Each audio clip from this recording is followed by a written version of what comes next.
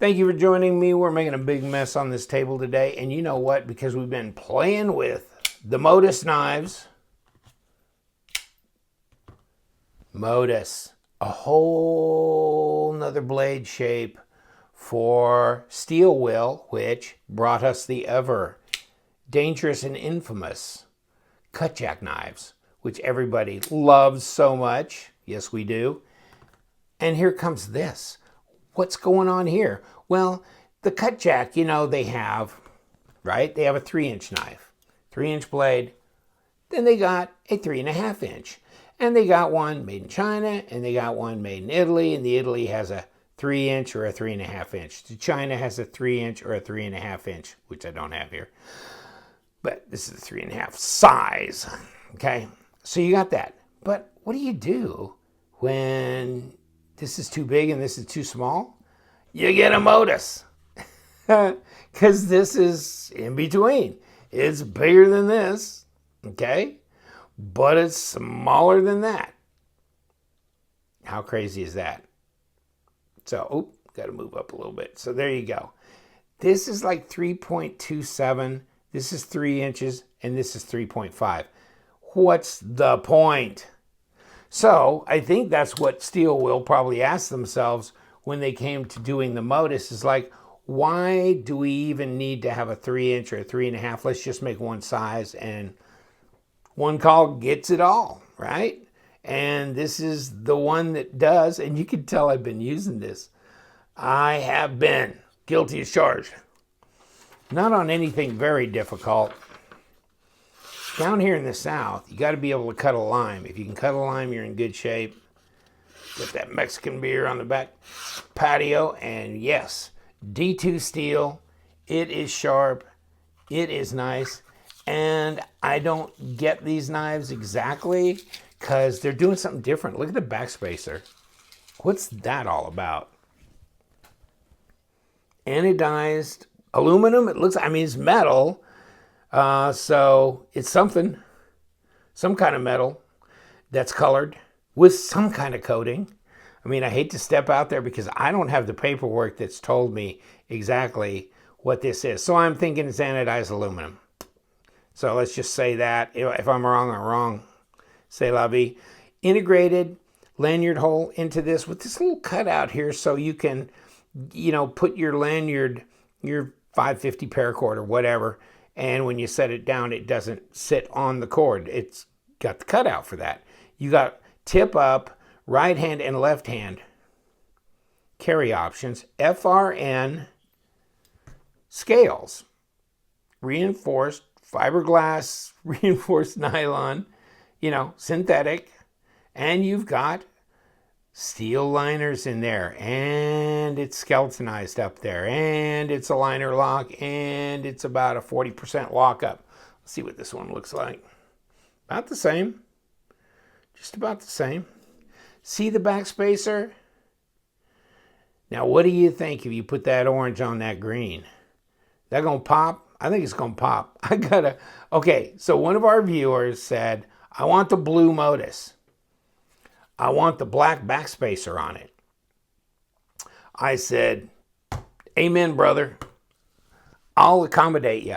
I'll send you a blue one with a black backspacer, because I got one coming, right? I'll get a blue one with this, but I got a green right here with a black. So I'm going to put the orange on the green. So I'm going to have a green with an orange backspacer, and he's going to have a blue one with a black backspacer. So he wins, and I get to get the green to pop, because I imagine it will pop doing that.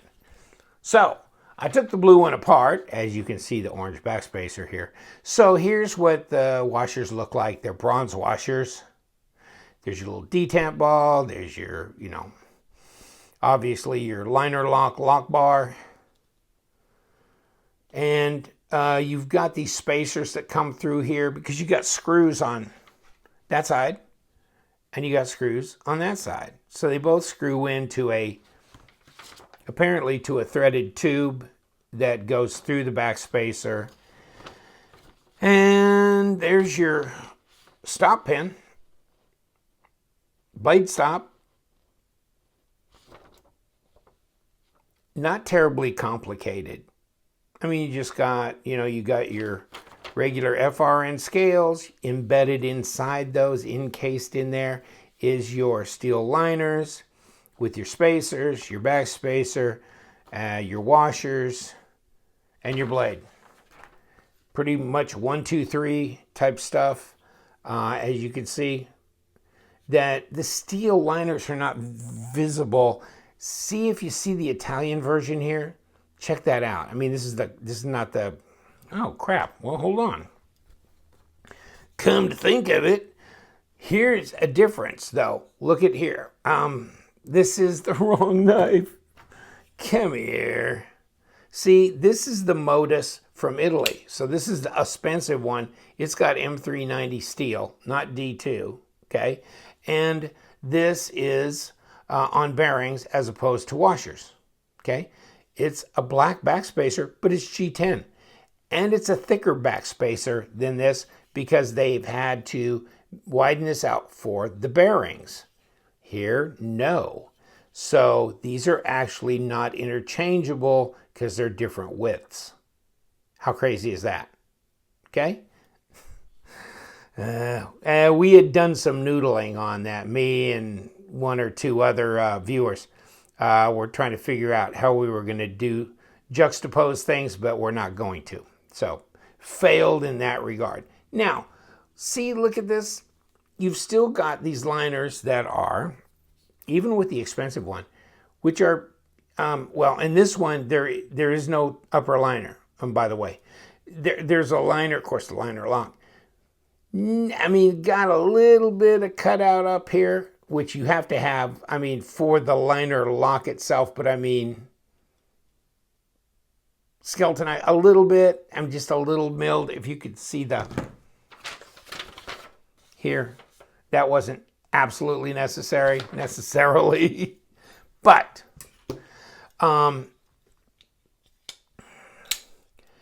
this is G10, not FRN, M390 bearings. Is it worth 145 bucks? And this is worth 40? 100 bucks difference? I don't know. I mean, that's interesting. I was going to show you this. This is the cut jack. That's the 3.5 inch that's made in Italy. See these liners though?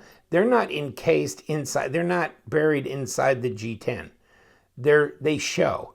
Here, they do not. They are in here. Inset. That's the word I was looking for.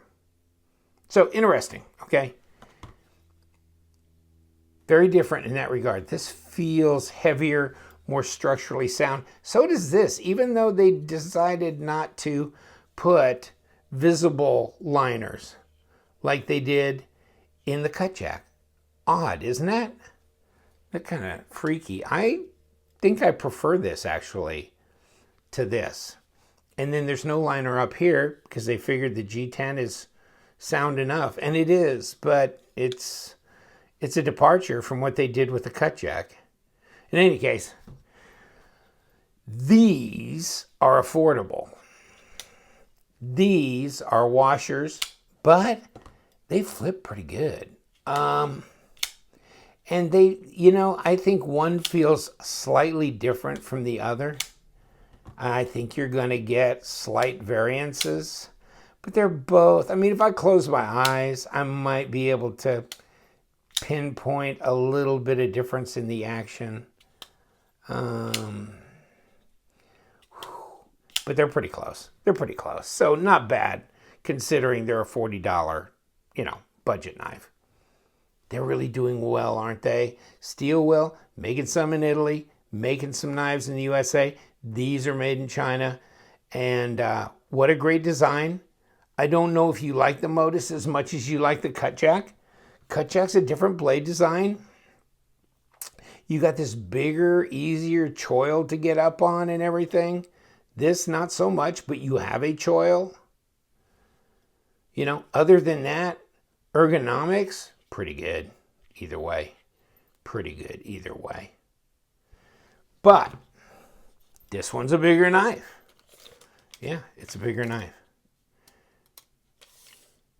Yeah, yeah, 3 1/4, 7.5 overall. You know, and that the 3-inch cut jack is 3 and 7 overall. It's not 7.5. So you're right there at almost 19.5 centimeters. And 85 millimeter length blade. Now, blade stock,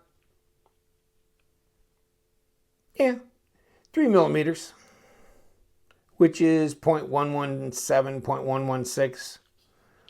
Overall thickness, almost a ½ inch, 0.482, 12.2 millimeters.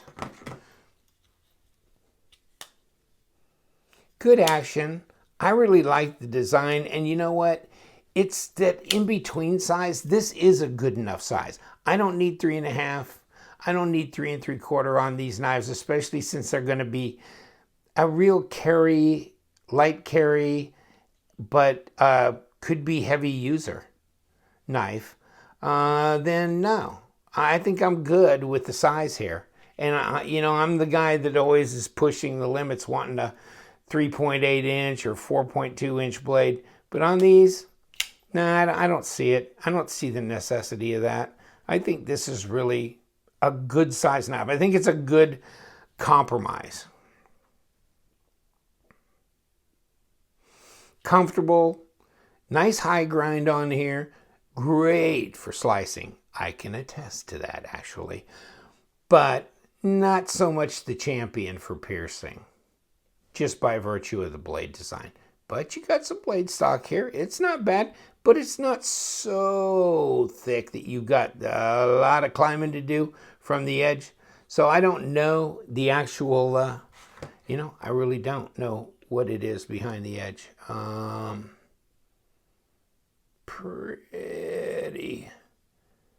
Pretty thin behind the edge. 0.022. Slide it up a little bit. There you go. 0.031 if you keep going. So, I mean, you can see the graduation there.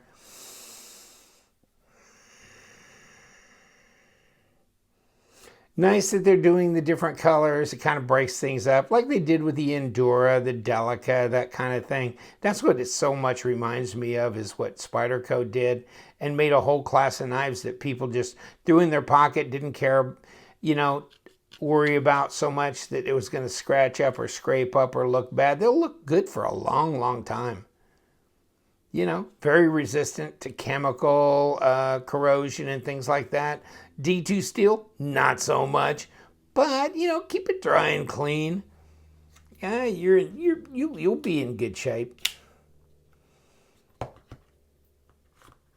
Very light, and how light? I don't know. Light enough. Did we just shut our scale off? Light enough. 3.4 ounces. That's pretty light, isn't it? Yeah, 97 grams. 3.4 ounces, okay? This is 3 ounces. So, but it's a smaller knife. Smaller knife. Comparison in size. There you go. We've done that before. And let's look for just a standard EDC thing like the Manix. Of course, this is smaller. This is not quite 8 inches. This is only about a ½ inch, maybe even throw an extra 1/16 in there, smaller. So not much difference in size really when you look at it.